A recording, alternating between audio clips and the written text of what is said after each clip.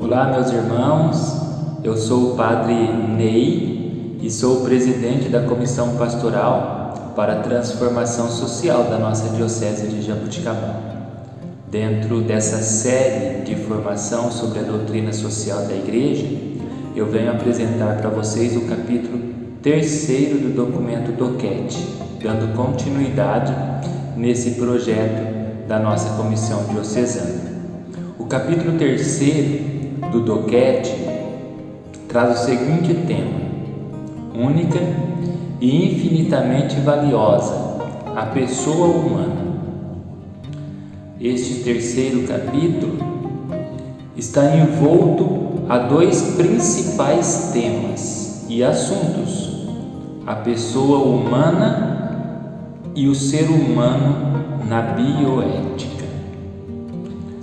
Os assuntos das 22 perguntas iniciais deste capítulo são estes: a pessoa humana, o pecado como um fardo, a dimensão social do pecado e a liberdade e transcendência humana.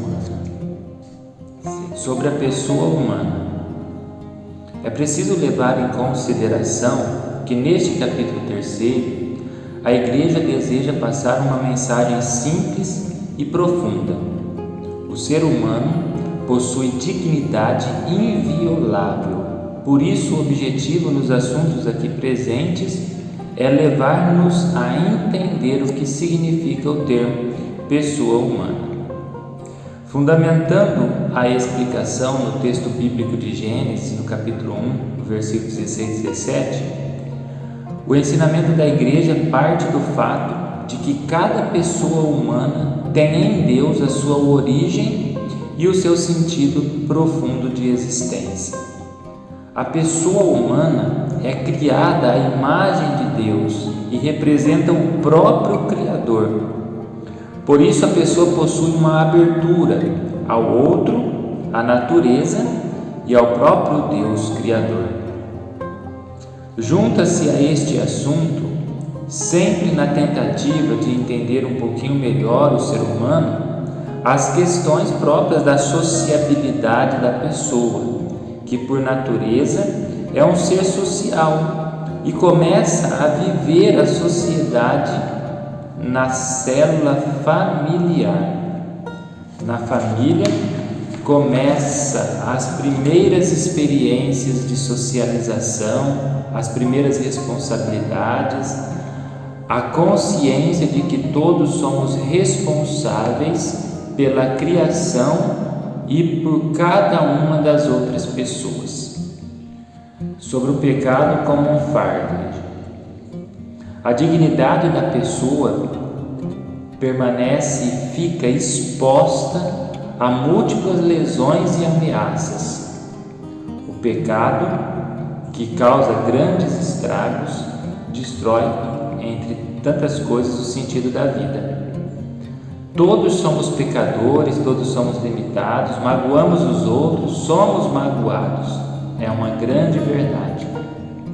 É verdade ainda que podemos dizer não ao pecado, mas ele atinge o nosso centro mais íntimo, onde habita a liberdade. Pecar é um ato contra a liberdade. Assim praticamos o mal e nos voltamos livremente contra Deus. Afastamos, portanto, da fonte de vida, perdemos o sentido. Sobre a dimensão social do pecado. Sendo sempre um ato consciente, o pecado se expande e torna-se fonte de outros tantos pecados. Impacta a vida social e outros acabam sofrendo os efeitos do pecado pessoal. A civilização do amor dá lugar a uma realidade de ganância e de poder. Basta, por exemplo, perceber a miséria, a fome, e os sistemas políticos que muitas vezes exercem o poder não para proteger, mas para submeter os outros. Sobre a liberdade e a transcendência. Trata-se de uma realidade dada por Deus ao ser humano. Deus nos criou livres e para a liberdade. Assim, Deus também deseja que livremente o busquemos e o encontrando, que possamos fazer da nossa vida um pouco mais digna, na busca de entendimento, sobretudo, do que somos enquanto pessoa, enquanto humano e enquanto ser criado. Daí, uma possível solução aos danos que o pecado tem causado na nossa natureza e no nosso sentido de vida. Com reto entendimento de que somos criados livre e para a liberdade, podemos também nos conscientizar de que temos uma abertura a Deus. Aí a transcendência que habita em nós. Nós buscamos o Senhor, nós buscamos o sobrenatural. Nós somos, por essência, ser religioso. Estamos abertos àquelas condições muito maiores do que nós mesmos. Podemos também dizer que na liberdade em que somos criados, podemos esclarecer tantas realidades na ordem social. A ordem social é para os homens e deve orientá-los para aquilo que o ser humano realmente precisa para uma vida digna, o que exclui nesse sentido todos os tipos de explorações para fins econômicos, políticos ou sociais. O ser humano é livre e o será cada vez que entender-se como um ser inteligente e usar da própria inteligência para fazer o que é bom. Neste sentido ainda, o homem consegue enxergar-se como parte da criação e busca livremente pelo Criador, e no Criador dá sentido a todas as outras coisas criadas. Com as 15 perguntas e respostas da segunda parte deste capítulo 3, o assunto fundamental é a pessoa na bioética. O que é bioética? Bioética significa uma ética da vida. O Doquete, quando trata dessa questão, esclarece para todos nós que não se trata apenas de fazer um discurso sobre a ética aplicada aos biomas, mas trata-se de uma ética do homem. E com isso, a ocupação desse tema se amplia para preocupações fundamentais que atingem a vida e não só a ecologia. Atinge uma preocupação com a vida inteira e não com partes da vida. Os principais assuntos desta segunda parte deste capítulo 3 vai desde a questão do desenvolvimento científico, que é louvável, até as questões que envolvem a genética, o aborto e a eutanásia. São os principais temas dessa segunda parte. A máxima defendida aqui é que o homem, criado por Deus, é através das instituições políticas muitas vezes dessignificadas, mas queremos dizer, e a Igreja deseja ensinar, que nem as instituições políticas, nem as realidades científicas têm o direito de minimizar o valor da vida e da dignidade de cada pessoa. Porque é que temos que ser responsáveis na bioética. Porque as pessoas, os doentes, as crianças por nascer, os idosos têm o seu valor. E sabemos que muitas coisas são reguladas no nível político, E as tecnologias e pesquisas de células troncas e em embriões precisam a cada tempo ser dadas a elas certas respostas, e os cristãos têm como um dever contribuir para que a sociedade tenha as mínimas condições fundamentais, humanitárias e sociais. E a partir de quando é que o ser humano é pessoa? Desde a fecundação, na junção do espermatozoide e do óvulo. Aí surge a vida e deve ser protegida com valor absoluto. O embrião já é um ser totalmente humano, com dignidade que é própria para cada uma das pessoas. O respeito perante esta dignidade deve, portanto, ser dada aos membros da sociedade mais fracos e que estão ainda por nascer. Quando é que a pessoa é ameaçada? Certamente no início e no fim de suas vidas, pois nestas fases o homem pode não ter possibilidade nem condições de eles mesmos defenderem seus direitos à vida e à dignidade. As pessoas passam a precisar de alguém que as defende e as protege, garantindo-lhes a vida e a dignidade.